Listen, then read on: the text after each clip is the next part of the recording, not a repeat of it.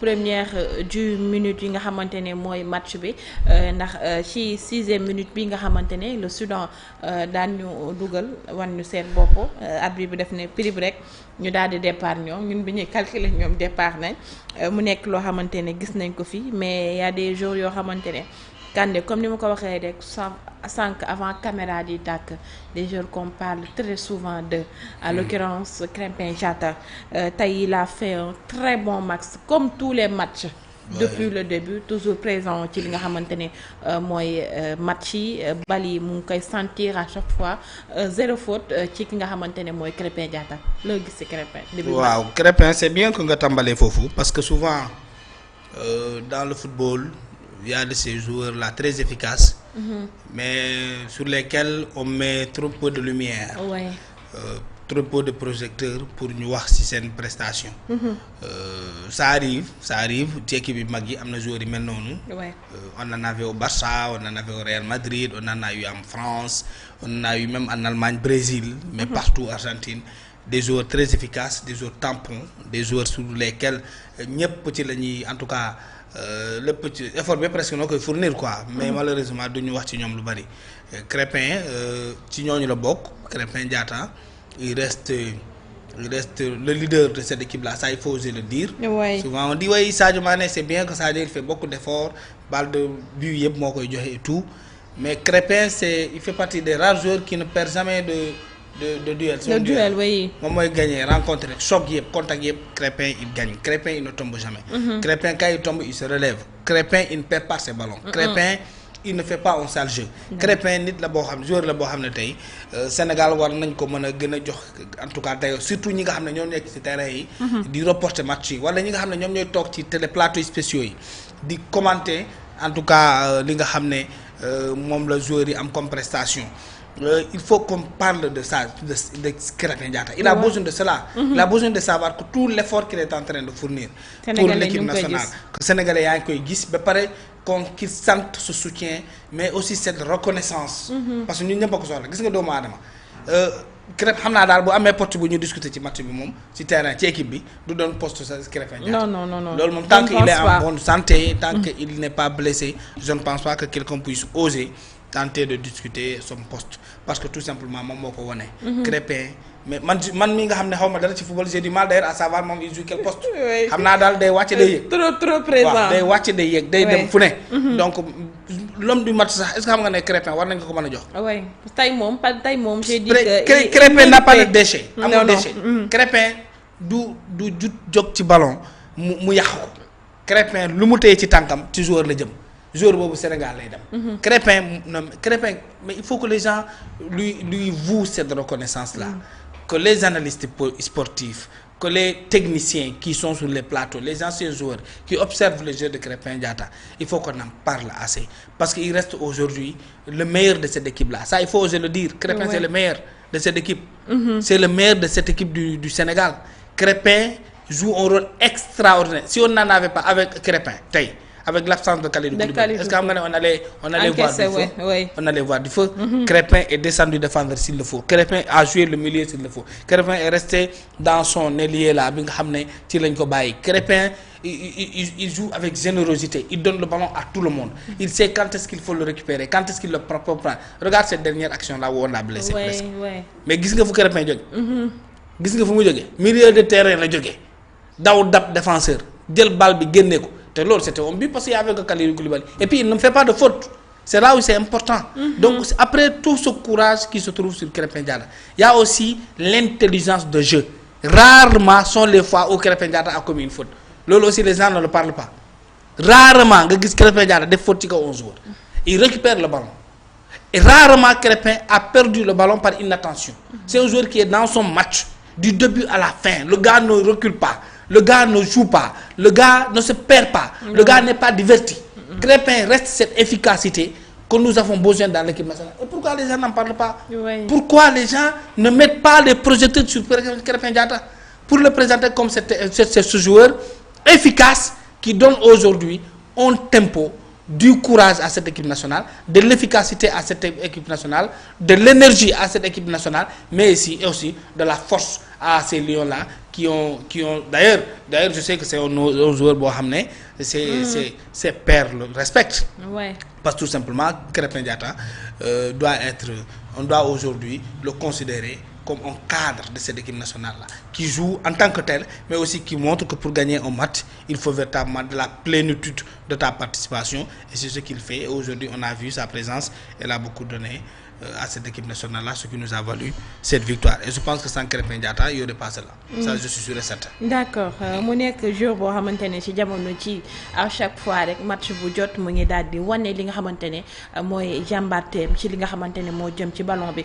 Il nous montre clairement qu'il n'est pas venu pour jouer, il est venu pour remporter la CAN. Di wane waat que ne CAN bi jàll. Il n'avait pas eu l'occasion bi ñuy gagner li nga xamante ne mooy trophée bi à jouer wala soit à être convoqué parce qu'il était blessé.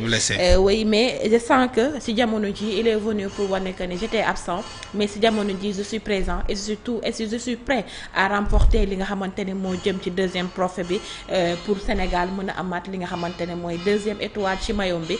Ñu nar a xam loolu ci li nga xamante ne moo jëm ci match bi jëm a tey sa Mali ak Tunisie ñu nar a xool kan moo ci war a gagner.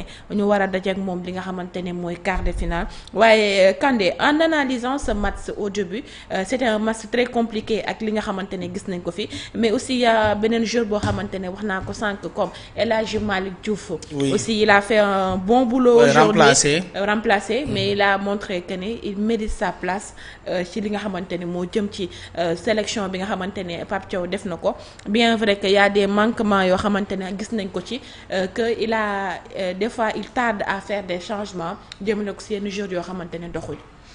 waaw xam nga déjà il ne faut pas xam nga man au début de cette émission nee naa la man je suis resté à ma faim. Oui.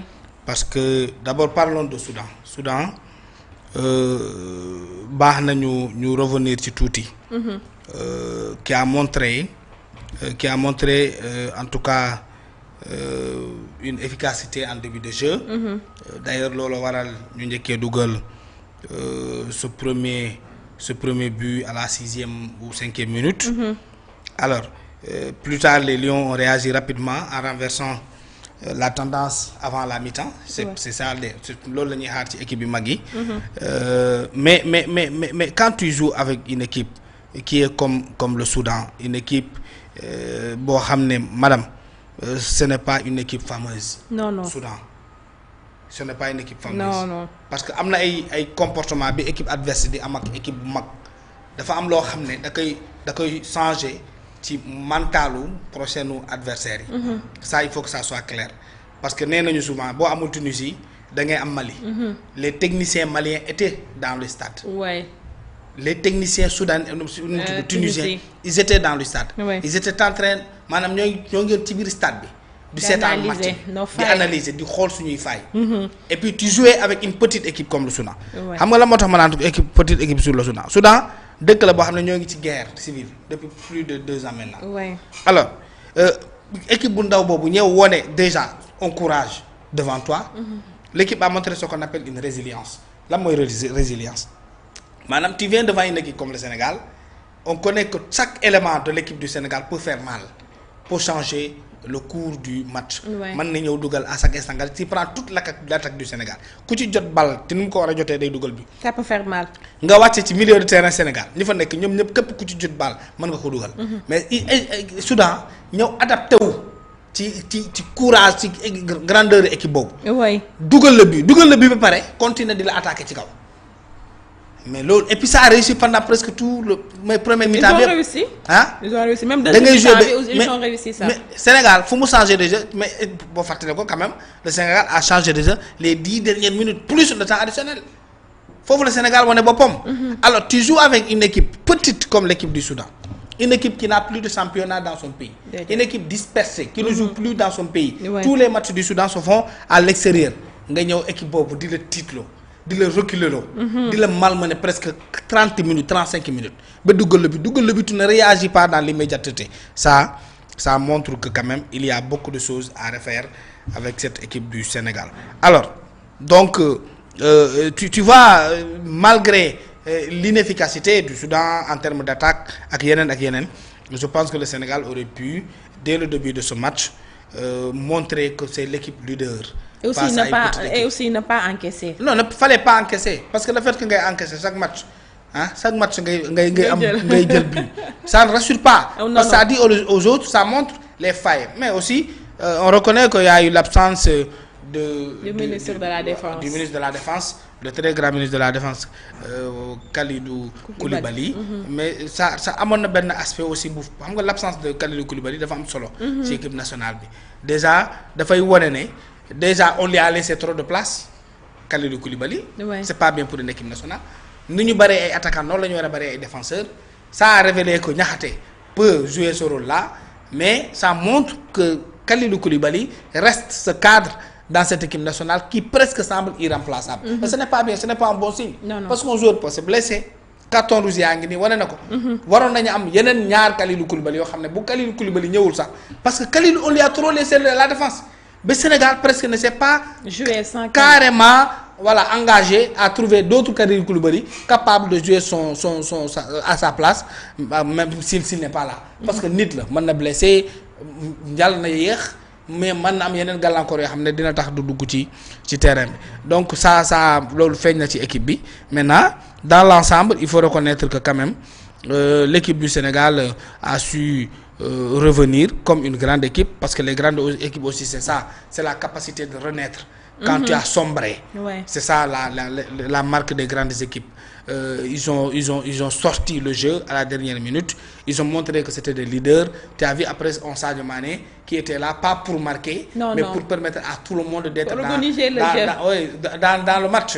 Sadio Mané a montré que c'est véritablement ce leader naturel aussi, capable d'utiliser son expérience, sa tactique, mais sa fulgurance, mais aussi sa puissance de jeu pour impliquer tout le monde. Après tu as vu que tous les balles de but sont passées par Sadio Mané. Ouais. Ça aussi, il faut le dire.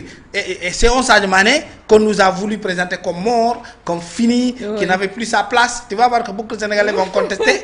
Tu as vu? Et c'est ça, c'est là où c'est important. Ouais. Parce que les grands joueurs aussi, ils n'aiment pas les contestations. Quand ils sont trop contestés, ils te montrent que je suis à l'équipe. Et c'est aussi positif.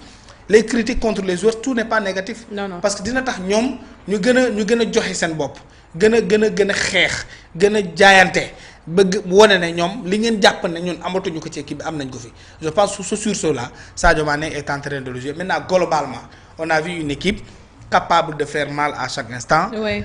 Capable de jouer dans l'unité, capable d'aller en bloc, de prendre ce qui doit être pris. C'est ce qui nous a donné ces 3 buts là et je pense que c'est positif dans l'ensemble. Maintenant il faut aller vers ñu génne ci ñoom star bi gis nga tant que génnewuñ ci seen bopp waaye ñoom man ñëpp dañoo xarañ nii lay demee rek équipe boo ndaw mooy ñëw toroxal la après nga soog a réagir. Ouais. Alors que maintenant le football il est